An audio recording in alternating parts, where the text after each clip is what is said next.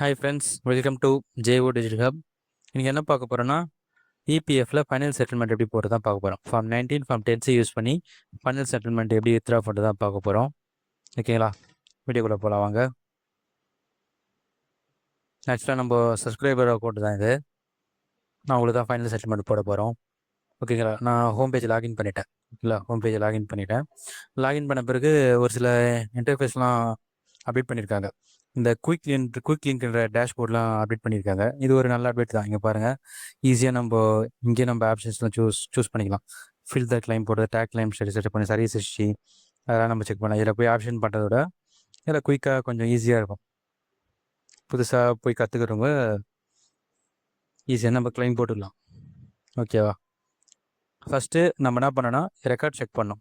ஒரு final settlement போகிறோன்னா reject ஆகாமல் இருக்க ஃபஸ்ட்டு எல்லாமே செக் பண்ணிவிட்டு நம்ம போடணும். ஓகேவா, எப்படி செக் பண்ணுறதுன்னு பார்க்கலாம். ஸ்டெப் பை ஸ்டெப்பாக நான் சொல்கிறேன், ஈஸியாக உங்களுக்கு புரியுற மாதிரி நான் சொல்கிறேன் பாருங்கள். ஃபஸ்ட்டு நம்ம கேஒய்சி செக் பண்ணணும். சரிங்களா, கேஒய்சி எல்லாமே கரெக்டாக தான் பார்த்துக்கணும். மேனேஜரில் போய்ட்டு கேஒய்சின்ற செலக்ட் பண்ணுறேன். கேஒய்சி செலக்ட் பண்ணால் நம்மளுக்கு காட்டும், பேனு ஆதார் லிங்க் பண்ணியிருந்தால் நம்மளுக்கு காட்டும். எல்லாமே அப்ரூவில் தான் இருக்குது. கேஒய்சி பிரச்சனை இல்லை, பக்காவாக வெரிஃபை ஆகிருக்கு கேஒய்சி.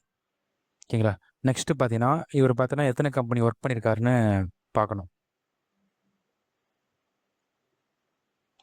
சர்வீஸ் ஹிஸ்ட்ரி ஓப்பன் பண்ணிக்கிறேன். இதில் பார்த்தீங்கன்னா மொத்தம் 4 கம்பெனி ஒர்க் பண்ணியிருக்காரு. ஓகேவா, 4 கம்பெனி ஒர்க் பண்ணியிருக்காரு. டேட்டா வெப்சைட் எல்லாத்தையும் கொடுத்துட்டாங்க. ஓகே, இந்த 4 கம்பெனியும் ஏதாவது கம்பெனியில் ஃபைனல் செட்டில்மெண்ட் போட்டிருக்காரா, ட்ரான்ஸ்ஃபர் ஆகாமல் பெண்டிங்கில் இருக்கா, இதோட ஹிஸ்ட்ரி நம்ம செக் பண்ணணும். ஓகேவா, இது எப்படி செக் பண்ணுறதுன்னா, ஆன்லைன் சர்வீஸில் போய்ட்டு ட்ராக் லைன் ஸ்டேட்டஸில் போய் பார்த்தாலே தெரியும் நம்மளுக்கு. அப்படி இல்லைன்னா நம்ம பாஸ்புக் பேஜில் போயிட்டு நம்ம பார்த்தா நம்மளுக்கு உள்ள டீட்டெயிலாக நம்மளுக்கு தெரியும். அவரோட டோட்டல் ஹிஸ்ட்ரியே தெரியும் நம்மளுக்கு அவருக்கு. ஓகேங்களா, பாஸ்புக் பேஜ் லாகின் பண்ணிக்கலாம். ஓகே, பாஸ்புக் பேஜ் லாகின் பண்ணுறதுக்கு முன்னாடி ஒரு ட்ரிக் சொல்கிறேன் பார்த்துங்க. இப்போ எக்ஸாம்பிள் ஹோம் பேஜ் நீங்கள் லாகின் பண்ணுறப்போ பாஸ்வேர்டு ரெக்கவரி கேட்குதா, நம்ம பாஸ்வேர்டு மாற்றாமட்டா பாஸ்வேர்டு ரெக்கவரி கேட்கும்போது நம்ம நியூ பாஸ்வேர்டு என்ட்ரி பண்ணிவிட்டு ஓடிபிலாம் போட்டு உள்ளே என்ட்ரி பண்ணிப்போம். ஓகேவா, உள்ளே என்ட்ரி பண்ண பிறகு நீங்கள் அதே நியூ பாஸ்வேர்டு பாஸ்புக்கில் பேஜ் போட்டால் லாகின் ஆகாது. ஓகேங்களா, லாகின் ஆகாது. என்னென்னா எந்த ஒரு நீங்கள் ஹோம் பேஜில் நீங்கள் அப்டேட் பண்ணாலும் ஆக்ஷன் பண்ணாலும் இதில் இந்த சர்வருக்கு அப்டேட் ஆகிறதுக்கு ஒரு 6 ஹவர்ஸ் மேலே எடுத்துக்கும். ஒரு டைம் 12 ஹவர்ஸ் 24 ஹவர்ஸ் கூட எடுத்துக்கும்.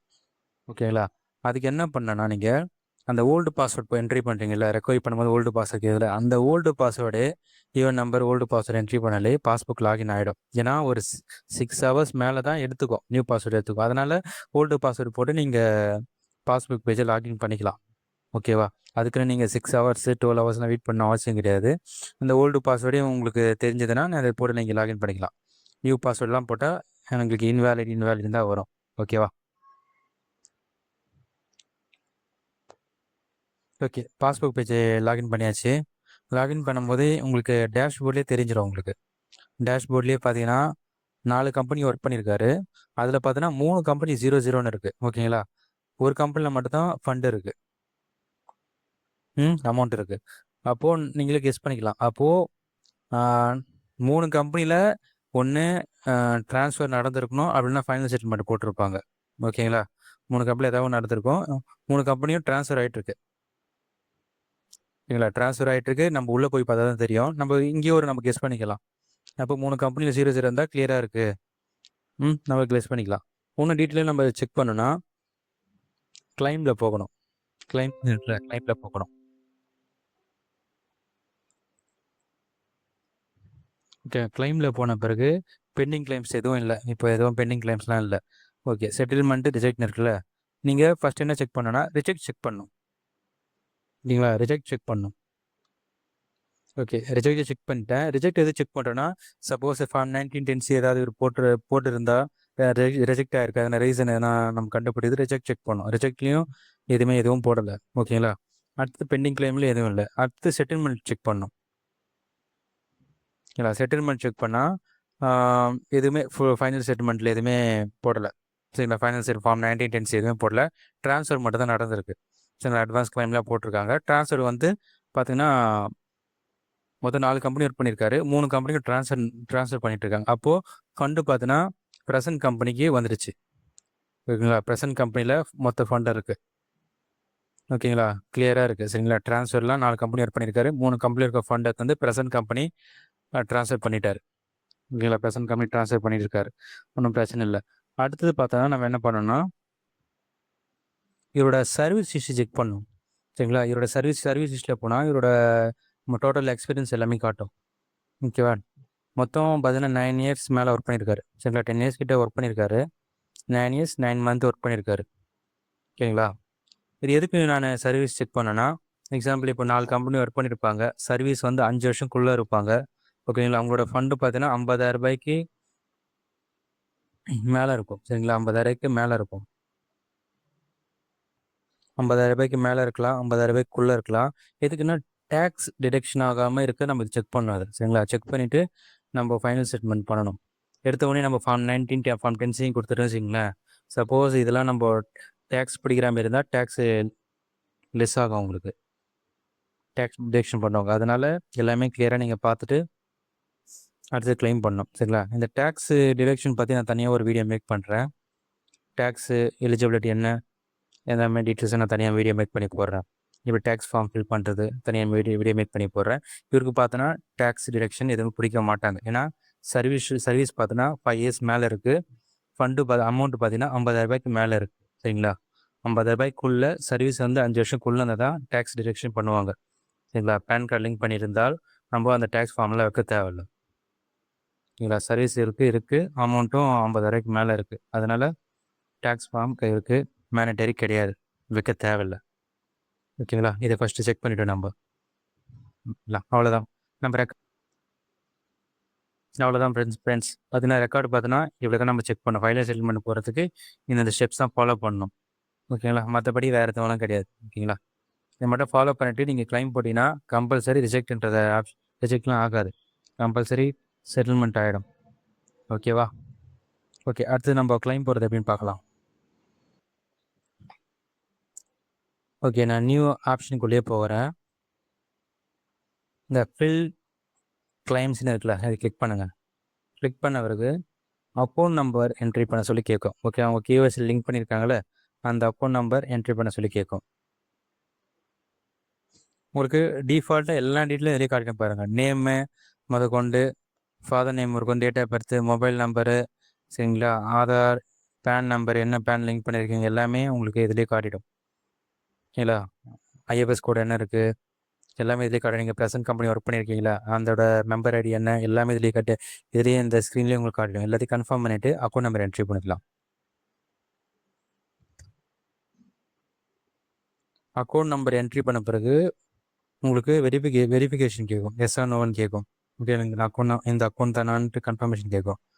ஜஸ்ட்டு எஸ் கொடுத்துருங்க. எஸ் கொடுத்துட்ட பிறகு ப்ரொசீட் ஃபார் ஆன்லைன் கிளைம் நம்ம கிளிக் பண்ணணும். கிளிக் பண்ணிக்கிறேன். ஓகே, அடுத்தது இதில் மெயின் இம்பார்ட்டன்ட் விஷயம் தான் பார்க்க போகிறோம். சரிங்களா, இதில் ஃபார்ம்ஸ் நிறைய காட்டும். சரிங்களா,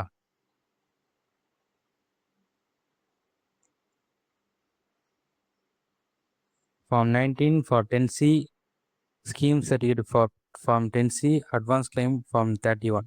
நம்மளுக்கு ஃபைனல் செட்டில்மெண்ட்டு பார்த்தோன்னா ஒன்லி பிஎஃப் வித்ட்ராவல் ஃபார்ம் 19. நல்லா பார்த்துக்குங்க, only PF withdraw form 19, pension withdrawal form 10C, இது ரெண்டு மட்டும் தான் நம்ம போடணும். மீதி எதுவுமே நீங்கள் கன்ஃபியூஸ் ஆகாதீங்க. ஸ்கீம் சர்டிஃபிகேட்லாம் இது எதுவும் போட தேவையில்லை. சரிங்களா, நார்மல் ஃபைனல் வித்ட்ராக்கு இது 2 ஃபார்ம் தான் நம்ம யூஸ் பண்ணணும். ஓகேங்களா, மீதி இருக்க ஃபார்ம்லாம் யூஸ் பண்ணக்கூடாது. இது அட்வான்ஸ் கிளைமுக்கு, இது ஸ்கீம் சர்டிஃபிகேட்டுக்கு, இதெல்லாம் தேவைப்படாது. இது 2 ஃபார்ம் தான் யூஸ் பண்ணணும். சரிங்களா, ஃபஸ்ட்டு ஃபார்ம் 19 நம்ம ஃபில் பண்ணிக்கலாம். சில ஃபார்ம் 19 ஃபில் பண்ணால் நமக்கு எந்த பேமெண்ட் வரும்னா எம்ப்ளாயர் ஷேர்.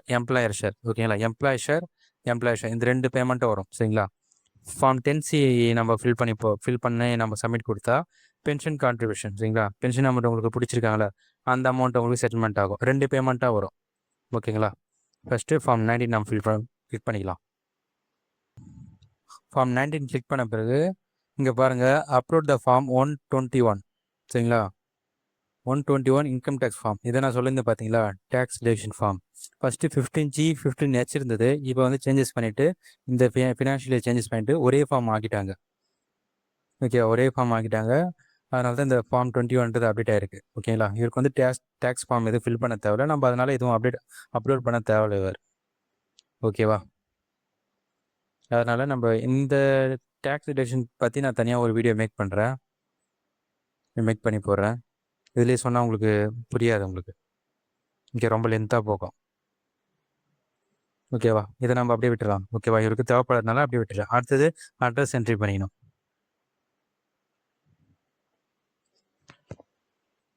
அட்ரஸ் என்ட்ரி பண்ண பிறகு கேட்டு மொபைல் ஓடிபி கொடுத்தா ஓடிபி வரும்.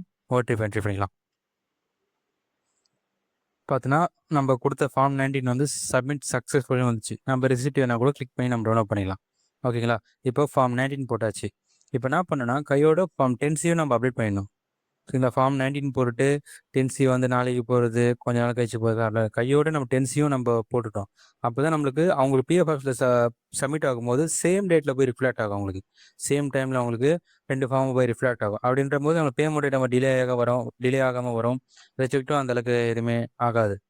இதெல்லாம் நீங்கள் தனித்தனியாக போட்டால் உங்களுக்கு பேமெண்ட் வந்து ரொம்ப டிலே ஆகி வரும். ஒரு பேமெண்ட் செட்டில்மெண்ட் ஆகும், இன்னொரு பேமெண்ட் வந்து லேட் ஆகும். சரிங்களா? 2 ஃபார்மும் சேர்த்து போட்டால் நம்ம அவங்க செக் பண்ணும்போது கரெக்டாக செக் பண்ணிவிட்டு செட்டில்மெண்ட்டு அப்ரூவ் பண்ணிவிடுவாங்க. ஓகேங்களா? அடுத்தது ஃபார்ம் 10C போடலாம். சேம் அதேமாரி தான் அக்கௌண்ட் நம்பர் என்ட்ரி பண்ணிவிட்டு கன்ஃபார்ம் பண்ணணும். நீங்கள் செலக்ட் பண்ணும்போது ஃபார்ம் 19 நம்ம போட்டாச்சு. அடுத்து நம்ம ஃபார்ம் 10C நம்ம கிளிக் பண்ணணும். ஓகேங்களா? நீங்கள் எதெல்லாம் ஸ்கீம் சைட்லாம் கிளிக் பண்ணக்கூடாது. ஃபார்ம் 10C இருக்கு பாருங்கள், ஒன்லி பென்ஷன் வித்ட்ராவல் ஃபார்ம்.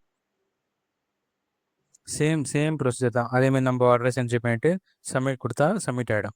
ஓகேவா? சப்மிட் ஆன பிறகு நம்ம ட்ராக் கிளைம் ஸ்டேட்டஸில் போனால் நம்ம போட்ட அப்ளிகேஷன் இருக்கும். ஓகேங்களா? நம்ம ட்ராக் கிளைம் ஸ்டேட்டஸில் போய்ட்டு நம்ம கிளிக் பண்ணால் நம்ம போட்ட அப்ளிகேஷனே இருக்கும். சரிங்களா? போட்ட உடனே பிஎஃப் ஆஃபீஸில் சப்மிட் ஆகாது.